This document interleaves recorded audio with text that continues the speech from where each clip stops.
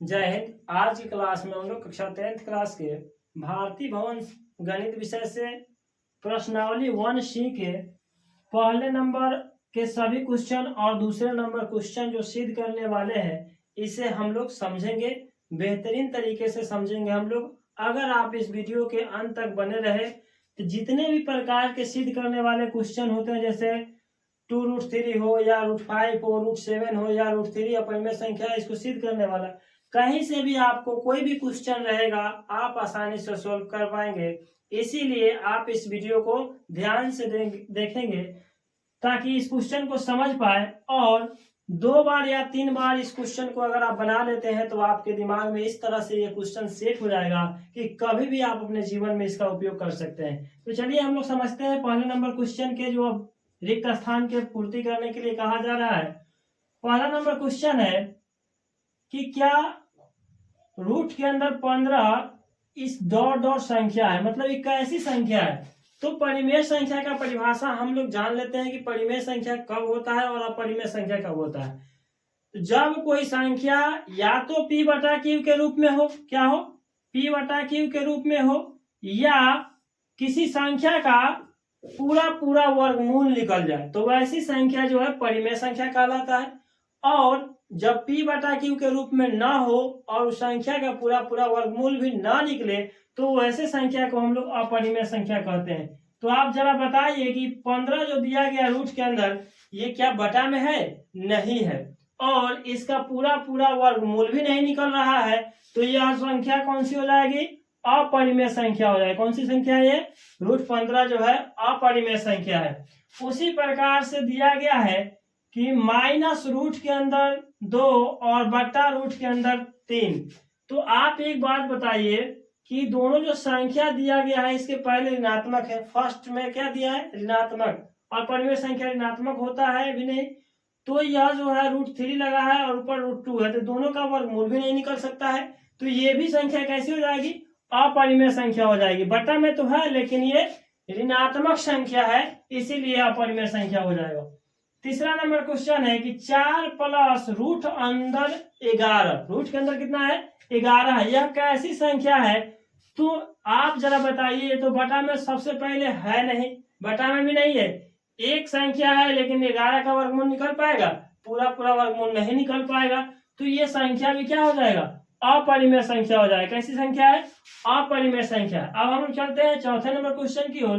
Question है कि 1/√5 एक परिमेय संख्या है या अपरिमेय संख्या है? तो आप जरा बताइए। एक तो आपका ई तो बटा में है, लेकिन √5 का वर्गमूल निकलेगा? नहीं निकलेगा। तो ये संख्या जो है अपरिमेय, बटा में है तो एक रूट में एक बेरूट में, अगर दोनों का वर्गमूल निकालते हैं, जैसे मान लीजिए हम रूट को अंदर भी तो 1 के डाल सकते हैं और 5 के डाल सकते हैं, लेकिन ये रूट के अंदर होने के कारण और 5 का पूरा पूरा वर्गमूल नहीं निकलने के कारण ये संख्या क्या है? अपरिमेय संख्या है। समझ गए? इस टाइप के क्वेश्चन जो है ऑब्जेक्टिव क्वेश्चन में पूछा जाता है। आप अगर अभी से सेटिस्फाइड नहीं रहेंगे तो यहाँ पे आपको आगे चल के प्रॉब्लम हो जाएगी। पांचवा नंबर क्वेश्चन है कि 5 रूट अंदर 8 प्लस बटा कितना दिया हुआ है? 2। तो इसको आप काटिएगा तो 2 चौका 8 कट जाएगा, 5 चौका 20। ये सिंपल सी संख्या है, प्राकृत संख्या प्राप्त हो गया और इसका पूरा पूरा वर्गमूल भी निकल जाता है अगर निकालते तो ये कितना हो जाएगा हम लोगों का? 2 से 4 मतलब कटा है, यानी 4 का वर्गमूल निकल जाएगा। तो वर्गमूल जब निकलेगा तब 5 गुने 2 यानी 10 हो जाएगा। इसका मतलब हुआ ये परिमेय संख्या इसलिए कह सकते हैं क्योंकि ये तो जो अंक कटा है उसका वर्गमूल भी निकल जा रहा है। अगर देखा जाए तो प्रॉपर बटा में भी है और पूरा पूरा जो है ना वर्गमूल भी निकल जा रहा है, इसीलिए कौन सी संख्या हो जाएगा? परिमेय संख्या हो जाएगा। कौन सी संख्या है ये? परिमेय संख्या। आप इस तरह से अपने प्रश्नावली 1C को देखिएगा भारतीय भवन की किताब में, उसमें 5 क्वेश्चन रहेगा, उसे आप लोग इस तरह से लिख लेंगे कौन परिमेय है अपरिमेय है। बहुत सारे बच्चे क्या करते हैं कि आंसर देख के लिख लेते हैं, बाद में उनको समझ में नहीं आता है कि संख्या होता क्या है। ठीक है, अब हम लोग दूसरा नंबर क्वेश्चन को देखते हैं। सिद्ध करें कि 3√2 अपरिमेय संख्या है। प्यारे बच्चों, इसे समझने से पहले हम आपको एक चीज का जानकारी देना चाहते हैं कि आप अगर समस्त चैप्टर को इसी तरह से समझ करके पढ़ना चाहते हैं तो इसके लिए आप सभी के हेल्प के लिए मैंने एक बहुत ही बेहतरीन सा प्लेटफॉर्म तैयार किया है जिसका नाम है MG+ एकेडमी। ये एप्लीकेशन है जिसे आप प्ले स्टोर से डाउनलोड कर सकते हैं। वहां पे आप सभी के लिए एक बहुत ही बेहतरीन सा कोर्स 2026 में जो भी बच्चे एग्जाम देने वाले हैं उनके लिए मंजिल बैच 2026 के नाम से लॉन्च किए हैं। आप इस बैच में एनरोल करके आप अपने सभी विषयों का तैयारी एकदम बेहतरीन तरीके से कर सकते हैं। चैप्टर वाइज आप एनालिटिक्स कर सकते हैं। वहां पे रिकॉर्डेड वीडियो, लाइव क्लास और लेक्चर वीडियो भी उपलब्ध है और आप ऑनलाइन टेस्ट भी दे सकते हैं हर चैप्टर बाय चैप्टर। जैसे मैथ का क्वेश्चन हुआ वहां पे आपको ऑब्जेक्टिव मिलेगा, आप वहां ऑब्जेक्टिव चेक मार सकते हैं और अपने आपको वहां सेटिस्फाइड भी कर सकते हैं कितना नंबर आया, आप ये देख भी सकते हैं। तो प्यारे बच्चे आप जाइए प्ले स्टोर पे, वहां पे आपको MG+ एकेडमी का एप्लीकेशन दिखेगा, वहां पे सर्च करने के बाद डाउनलोड कीजिए, रजिस्टर कीजिए, कोर्स को परचेज कीजिए, एकदम बेहतरीन तरीके से अपने पढ़ाई को जारी रखिए। तो अब हम समझ लेते हैं क्वेश्चन को कि सिद्ध करे कि 3√2 जो है अपरिमेय संख्या है, कैसे सेटिस्फाइड करेंगे। तो इसे आप बेहतरीन तरीके से समझेंगे तो इस टाइप के जितने भी क्वेश्चन है इस प्रश्नावली में 5-6 क्वेश्चन है सिद्ध करने वाला जिसे आप सब बना सकते हैं। अगर कोई क्वेश्चन आपसे फंसता है तो आप इस वीडियो के नीचे कमेंट करेंगे तो मैं वह वीडियो भी बना दूंगा। जिस क्वेश्चन में आपको दिक्कत होगा वो क्वेश्चन नंबर सिर्फ कमेंट कीजिएगा, हम आपके लिए वो वीडियो लाकर दे देंगे। पार्ट 2 वीडियो में आप देख सकते हैं उसे। अगर इससे भी पहले आप नहीं देखे हैं प्रश्नावली 1C के पहले 1B 1A नहीं देखे हैं तो इस प्ले लिस्ट में जाइए इस चैनल के और आप यहाँ से क्या करिए कि उस वीडियो को भी देख लीजिए ताकि इससे पहले वाला जो है क्वेश्चन सब सोल्व होगा। ठीक है प्यारे बच्चों, अब हम समझते हैं। सर्वप्रथम जब भी इस तरह से क्वेश्चन पूछा जाए तो आप इसे मान लेंगे कि माना कि 3√2 जो है एक परिमेय संख्या है। परिमेय संख्या कहने का मतलब यहाँ इसलिए माना जा रहा है क्योंकि अपरिमेय संख्या में प्रूफ करना है तो पहले हम परिमेय मान करके बनाते हैं कि परिमेय संख्या से प्रमाणित कर पाते हैं कि नहीं कि यह अपरिमेय संख्या है। ठीक है, तो अब हम लोग देखेंगे कि जब परिमेय संख्या मानते हैं तो परिमेय संख्या किसके बराबर होता है, P/Q के बराबर होता है। इसे हम लोगों ने समीकरण 1 माना जहां पे P और Q जो है सअभाज्य संख्या है, सअभाज्य संख्या है जहां Q को आप 0 नहीं कर सकते हैं, Q के मान को आप 0 नहीं कर सकते हैं क्योंकि जब नीचे 0 हो जाए ऊपर कोई अंक रहता है तो वो इन्फिनिटिव हो जाता है यानी अनंत हो जाता है। समझ गए।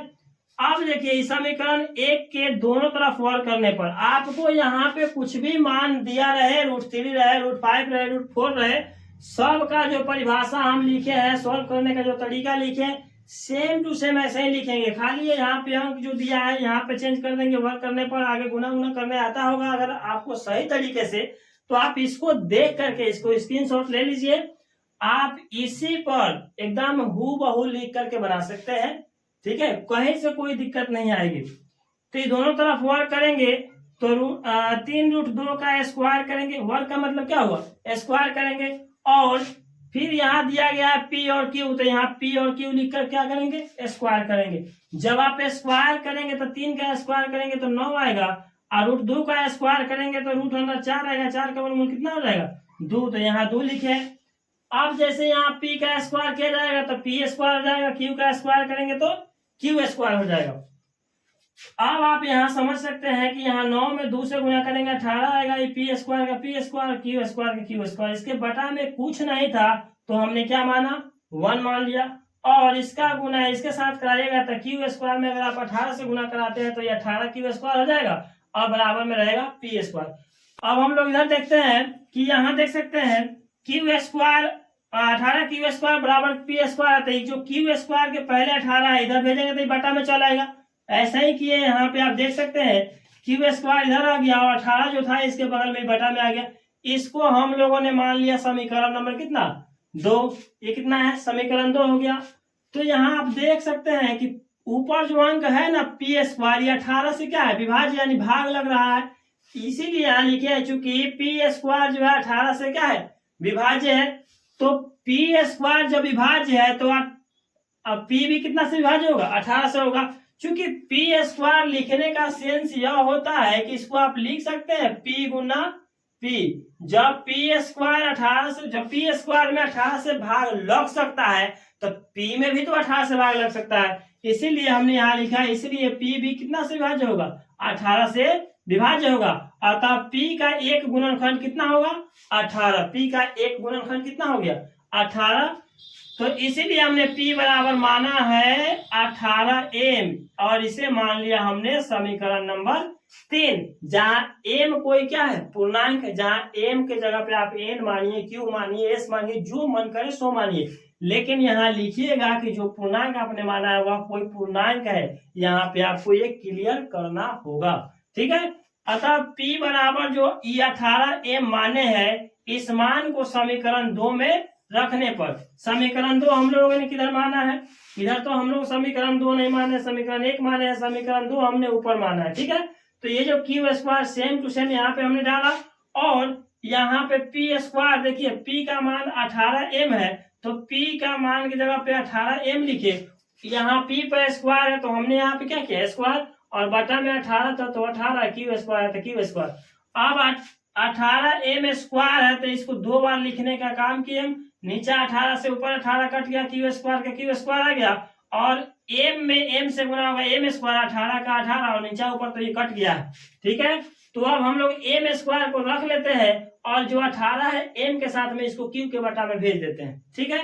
आप यहाँ समझ सकते हैं, यहाँ देखने को क्या मिलता है कि क्यू स्क्वायर जो है 18 से विभाज्य है। जैसे इधर में आपको देखने को मिल रहा था कि पी स्क्वायर 18 से विभाज्य है, सेम वैसा ही यहाँ पे क्या हो रहा है, क्यू स्क्वायर भी अब 18 से विभाज्य हो जा रहा है, तो यहाँ क्यू भी क्या होगा 18 से विभाज्य होगा। अतः क्यू भी 18 से क्या होगा विभाज्य होगा। अतः जो अंक जो दिया गया, इसीलिए 3√2 जो है परिमेय संख्या नहीं है, दोनों क्या हो रहा है 18 से विभाज्य हो जा रहा था, ये परिमेय संख्या नहीं है। अतः 3√2 जो है एक अपरिमेय संख्या है। कैसी संख्या है, अपरिमेय संख्या है। प्यारे बच्चों, हम उम्मीद कर सकते हैं कि आप इस क्वेश्चन को जो दिया गया है 3√2 एक अपरिमेय संख्या है, इससे आप बहुत ही बेहतरीन तरीके से समझ गए होंगे। लेकिन अगर कहीं से कोई डाउट है, आपको लगता है कि आप ये क्वेश्चन नहीं समझ पाए, तो इस वीडियो को आप पुनः 1-2 बार रिप्ले करके देख सकते हैं, पुनः देख लीजिए। अगर फिर भी समझ में नहीं आता है तो आप एक प्यारा सा कमेंट कीजिए कि सर हमें क्वेश्चन समझ नहीं आया है, कृपया दूसरे क्वेश्चन को बनाकर हमें समझा दीजिए।